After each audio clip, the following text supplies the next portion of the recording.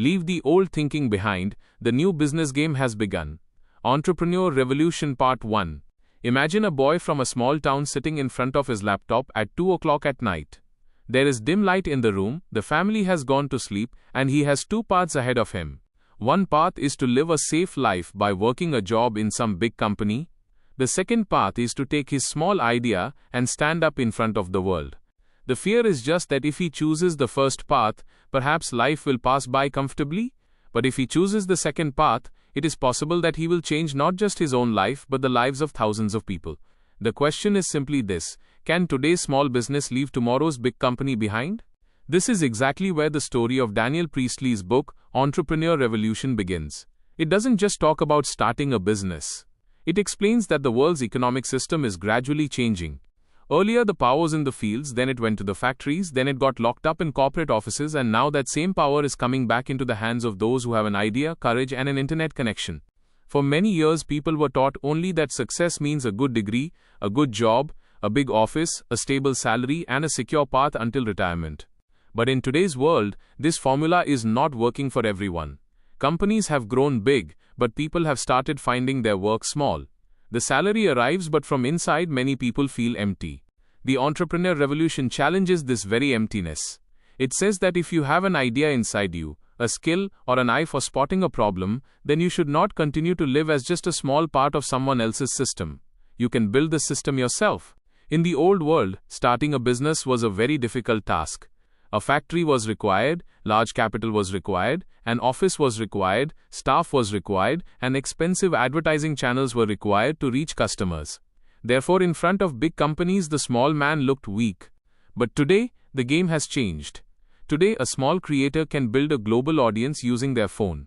A freelancer can work with international clients from home. A small brand can compete with big companies with the help of social media, a website, a payment gateway, and delivery partners.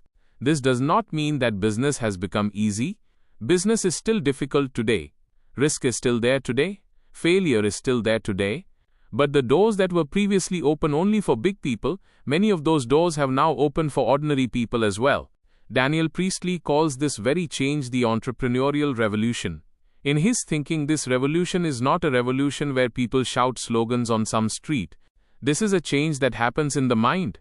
This is that moment when a person asks themselves, am I made only to do a job, or can I build something that keeps giving value to the world even without me? If we look at history, the world has changed many times. First, there was the era of agriculture. Back then, most people were connected to farming. Land was the biggest power. Whoever had land had security. The family worked on that same land, and generations carried that same work forward. Then, gradually machines arrived. The steam engine, factories, and production systems changed the direction of the world. This was the Industrial Revolution. Now power shifted away from the land and went into machines and factories. The people who previously worked in the fields started coming toward the cities. Jobs began forming in factories, and the world's economic rhythm began to change. The industrial age gave a lot of value to discipline, timing, and repetition. People were taught to reach a place on time, do a specific task, follow instructions, and take a salary in return. This very thinking gradually settled into the education system, career planning, and the mind of society. Even today, many parents tell their children, just land a good job, life will be set. In their saying, there is both love and fear, because they have seen a world where a job gave security. But today the new generation is seeing a world where security is built not just from a job, but from skills, a network, and assets. The entrepreneur revolution shows this very gap. On one side is the old thinking, which says make a place for yourself in some big company. On the other side is the new thinking, which says find a real problem in the market, build a solution for it, and then deliver it to people in a smart way. Here, it is important to understand one thing. Becoming an entrepreneur does not mean just opening a shop or registering a company. An entrepreneur is a person who sees a problem as an opportunity. Where people complain, the entrepreneur asks a question: can a better solution be made for this? In some village, children are not getting good tuition. This is a problem. But if some teacher makes an online class and reaches those children, then this can become a business as well as an impact. In some small town, quality food delivery is not there. This is a problem. But if some local kitchen works with trust, hygiene, and speed, then it can become a big brand. Big companies are often strong in scale, but they fall weak in connection. They have systems, they have teams, they have budgets, but many times the customer becomes just data for them. If a small business works with honesty, it can recognize the customer by name, understand their real need, and give them personal attention. In today's time, this very personal connection is a very big advantage. People do not just buy a product, people buy trust. People do not just take a service, people remember the experience. If a small business gives respect to its customer, gives a timely response, and gives genuine value, then it can build a relationship stronger than even the flashy advertisement of a big company. But there is a trap here as well. Many people mistake entrepreneurship as just a path to get rich quickly. They feel that an idea just came, a website was made, a post was put on social media, and money started coming in. Real business is not that simple. It requires patience, positioning, sales, cash flow, a team, and continuous improvement. The real message of the entrepreneur revolution is to step out of the old thinking. Do not get trapped only in an employee mindset. Do not think that someone else will give you an opportunity. In the new world, only he will be able to see opportunity who considers himself a creator, not just a worker. Here, creator does not mean just a video creator. A creator is also one who makes a process better. He is also one who takes a local product to the global market. He is also one who gives a new experience to some old service and makes it easy for people. Today, the biggest power for a small business is technology. Previously, if you wanted to sell your product, you needed a shop's location. Now you need a digital presence. Previously, to reach the customer, big newspapers or TV ads were required. Now, a correct message, a correct video, and a correct community can also do the work. But technology is just a tool. A business is not built by a tool, a business is built by thinking. If you do not have a clear idea, an understanding of the customer, and the honesty to give value, then even the most expensive tools are useless.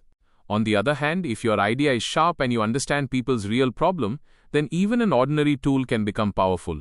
In Daniel Priestley's thinking, an entrepreneur's job is not just to earn money. The business should be such that it gives a better life to the owner as well, and gives some value to society too.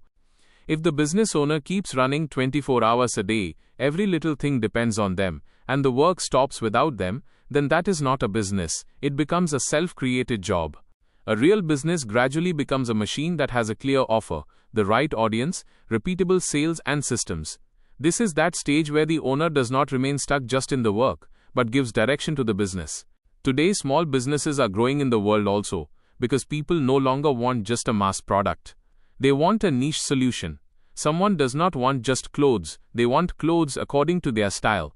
Someone does not want just coaching, they want guidance according to their goal. Someone does not want just software, they want a simple solution to their business's problem. This is the place where small businesses can move ahead of big companies. A big company can give the same product to everyone, but a small business can serve a specific group deeply. And when you serve a small audience deeply, that same audience becomes your biggest marketing.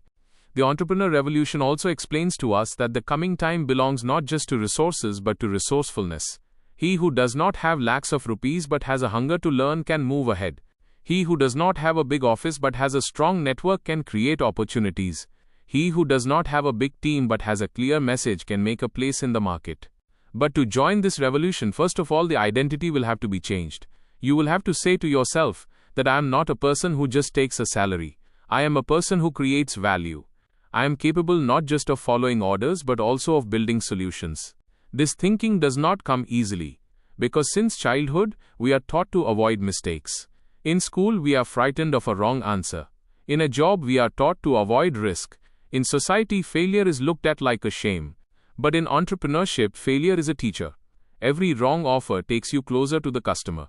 Every weak product pushes you toward making a better product. This does not mean that risk should be taken without thinking. A smart entrepreneur does not take blind risks. He does small experiments. First, he understands the audience. Then he tests the offer. Then he takes feedback. Then he makes improvements. He does not build an empire all at once, he builds small proofs. In today's business environment, speed is necessary and depth is too. Just launching quickly is not enough. If there is no strength in the product, the market will reject it quickly. But if you took years just to make it perfect, someone else will come into the market. Therefore, the entrepreneur has to learn when to launch, when to improve, and when to change direction. The biggest strength of a small business is flexibility. In a big company, taking a decision can take a long time. In a small business, the founder can listen to the customer and make a change the next day. This very speed keeps them close to the market. But along with flexibility, discipline is also needed.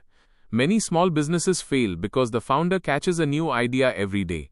Sometimes they change the product, sometimes they change the audience, sometimes they change the pricing. Entrepreneurial freedom does not mean that there should be no direction at all.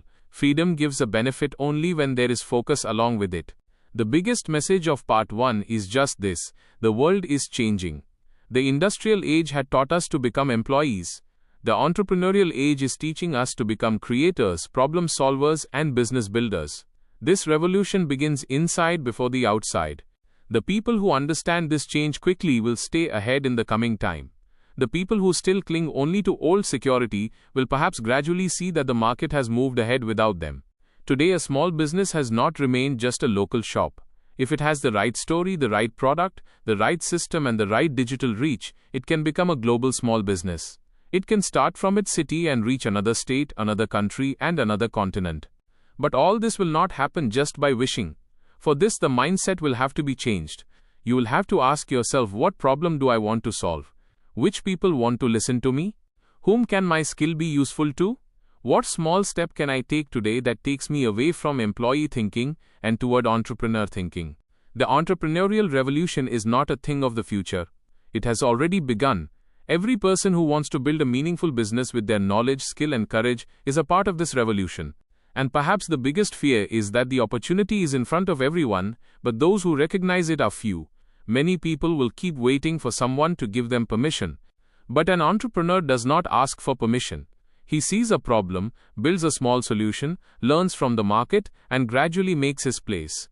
So the question is not whether the world will change or not. The question is, when the world changes, which side will you be standing on? Will you be complaining about the old system, or will you be making your place in the new system? In the next part, we will understand this very point in more depth, how the entrepreneur mindset actually forms. Why just having an idea is not enough, and what is that thinking that turns an ordinary person into a real business builder? This video has taught you something new. Or if you feel this information should reach more people, don't forget to like and share the video. Your small share can become valuable and useful information for someone else. If you have any questions related to this topic, or if you would like to share your opinion with us, be sure to write in the comment box. We read every question and suggestion from you, because your feedback inspires us to create better content. And if you want to keep receiving such interesting and reliable information about business, the economy, and the world in the future, then don't forget to subscribe to our channel GRT Business and also press the bell icon so that you get notifications of every new video directly. At GRT Business, we always strive to provide you with accurate, balanced, and reliable information. Our news and analysis are prepared based on information obtained from various news agencies, public sources, and public opinion. We make every effort to verify and validate each fact as much as possible. But in case of any possible error or dispute, the responsibility lies with the respective sources. Our only aim is to present you with a correct and trustworthy perspective so that you can understand any topic better.